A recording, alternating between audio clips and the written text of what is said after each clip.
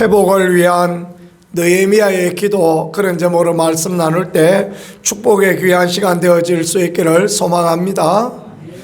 우리는 이제 지난 2주간에 에스라를 읽었습니다. 에스라 안에서 하나님께서 역사하시던 그 놀라운 은혜의 손길들을 보았습니다.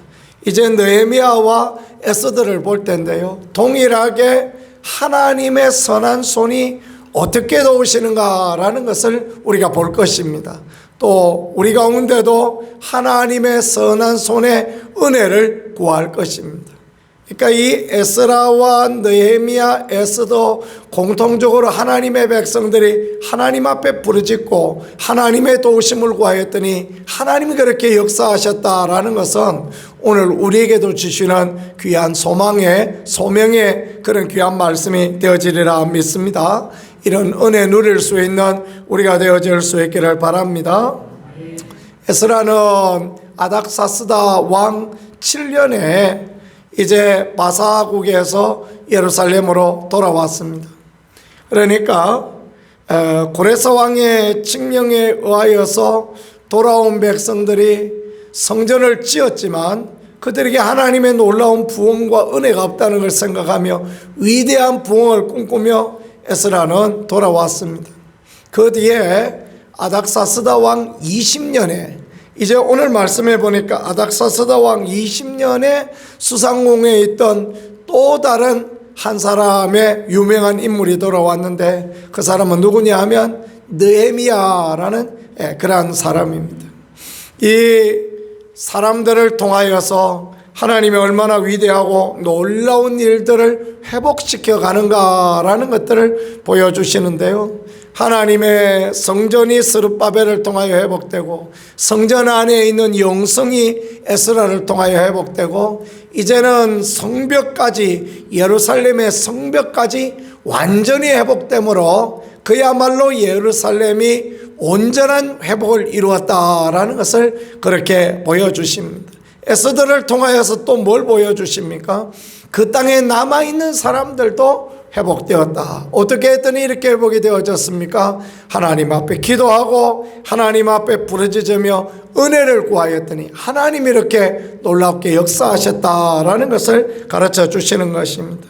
자, 오늘 회복에 대한 이야기를 해보겠는데요, 어떻게 회복되어졌는가라는 것, 이것을 오늘 본문은 말씀하고 있습니다. 느헤미야가 자기 형제 중에 하나인 하나니라는 사람이 예루살렘을 갔다 왔습니다. 그랬더니 예루살렘의 형편을 물었다라고 그렇게 말씀하고 있습니다. 관심과 사랑을 가졌다라는 것을 보여주시는 그런 말씀 아니겠습니까? 느헤미야는 그 바벨론에서 자란 사람입니다. 바벨론 포로 잡혀간 지 벌써 140년 하고 그러고 난 뒤에도 시간이 10년도 더 지나 150년 되었습니다.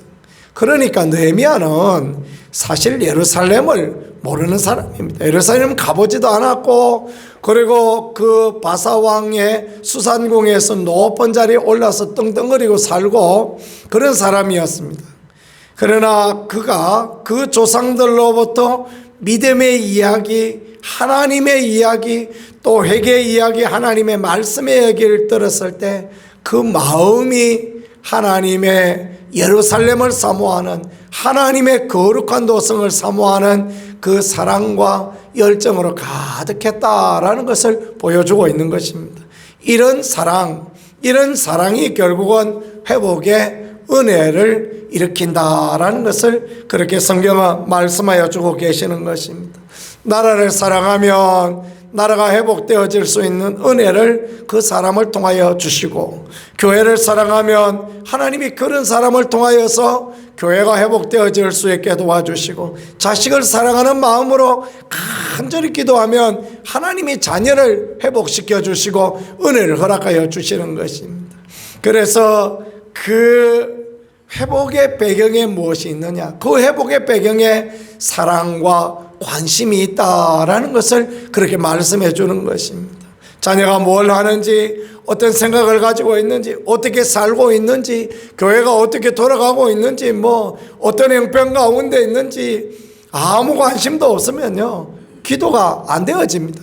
그러나 진정교회를 사랑하고 자녀를 사랑하고 나라를 사랑하는 그 마음을 가지고 있을 때 하나님께서는 회복의 선한 은혜를 주시고 그를 통하여 위대한 역사를 하나님이 하시는 그런 부분을 성경이 보여주는 것입니다. 1592년에 임진왜란이 일어났습니다. 저마다 무슨 일본이 쳐들어오냐 그럴 때 이순신은 일본의 침략을 대비하여서 그때 배들을 만들고 군사들을 훈련하고 또 군량미를 준비하고 그리고 여러 화포들을 새로 만들어 놓고 딱 준비하고 있었습니다. 나라 사랑하는 사람이기 때문에 그렇습니다.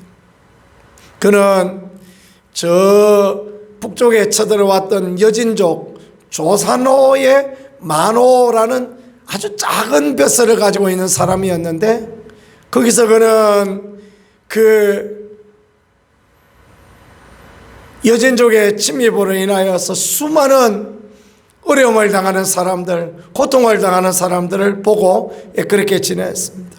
그러다가 이제 전라 좌수영으로 오게 되어졌을 때 그는 나라 사랑에 간절한 마음을 가지고 준비하고 있었습니다.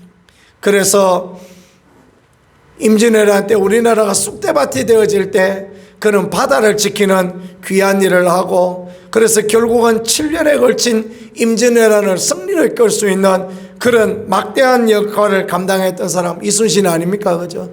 나라 사랑의 마음이 결국은 그렇게 한 것입니다.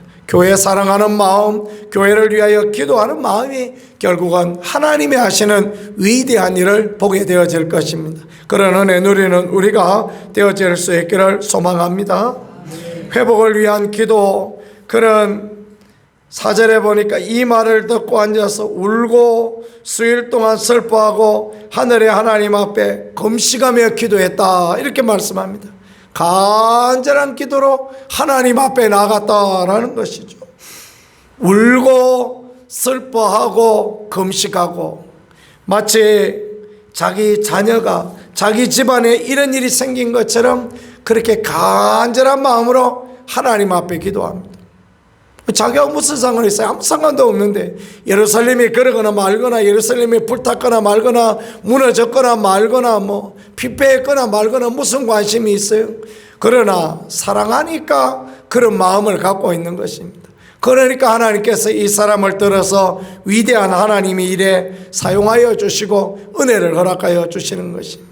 우리가 하나님 앞에 간절한 기도로 나가면요, 하나님이 우리를 들어서 하나님의 일들을 감당하게 하시고 또 우리로 살아계신 하나님의 영광과 은혜를 볼 수 있도록 그렇게 축복하여 주시는 것입니다. 엘리야가 간절히 하나님 앞에 기도할 때 7번이나 간절히 기도할 때 하늘에서 그 3년 6개월 내리지 않던 비가 내리는 놀라운 일들을 경험할 수 있게 도와주셨지 않습니까? 우리도 그렇습니다. 하나님의 역사하시는 것을 우리가 보기 위하여 꼭 필요한 것은 간절한 기도입니다. 그때 하나님의 회복의 은혜를 하나님이 허락하여 주시는 것입니다. 회복을 위한 회개의 기도도 꼭 필요합니다. 그래서 그것이 마치 자기 일인 것처럼 나와 내 아버지 집이 범죄하였다 그렇게 표현하고 있지 않습니까? 이스라엘이 이 어려움을 당한 거 그거는 바벨론이 침범했기 때문이다 그렇게 생각할 수도 있고 애굽이 안 도와줘서 그렇기 때문이다 그 생각을 할 수 있고 왕이 또 그 정책을 잘못 써서 신하들이 정치를 잘못해서 그렇다 생각할 수 있는데 느헤미야는 그렇게 말하지 않습니다. 하나님, 나와 내 집이 범죄하였습니다. 나와 내 아버지 집이 범죄하였습니다. 그러니까 하나님께서 그 사람을 통하여서 회복되는 놀라운 은혜와 은총으로 그렇게 역사하지 않습니까? 이렇게 하나님 앞에 회개하고 자복하고 나아가는 기도가요 너무너무 필요하고 귀합니다. 5절 말씀해 보니까요 참 감사한 게 이 느헤미야는 어떤 마음을 가지고 있냐면 이르되 하늘의 하나님 여호와여 크고 두려우신 하나님이여 주를 사랑하고 주의 계명을 지키는 자에게 언약을 지키고 긍휼을 베푸시는 주여 간구합니다. 그랬어요. 하나님은 주님을 사랑하는 자에게 언약을 지키시고 긍휼을 베풀으시는 주님이다. 이 하나님에 대한 믿음이 참 귀하지 않습니까? 이런 귀한 믿음을 가지고 있는 사람에게 하나님이 역사하시는 거예요. 하나님이 도우신들 이성에 그런 일이 있겠느냐? 그런 말 한 사람은 사람들한테 깔려 죽는 거예요. 그러나 하나님이 일하시고 하나님이 도우시면 놀라운 일이 일어난다. 그 믿음의 고백을 하고 하나님이 역사하실 것을 기다리면 하나님께서 그런 회복을 볼 수 있게 도와주시는 것입니다.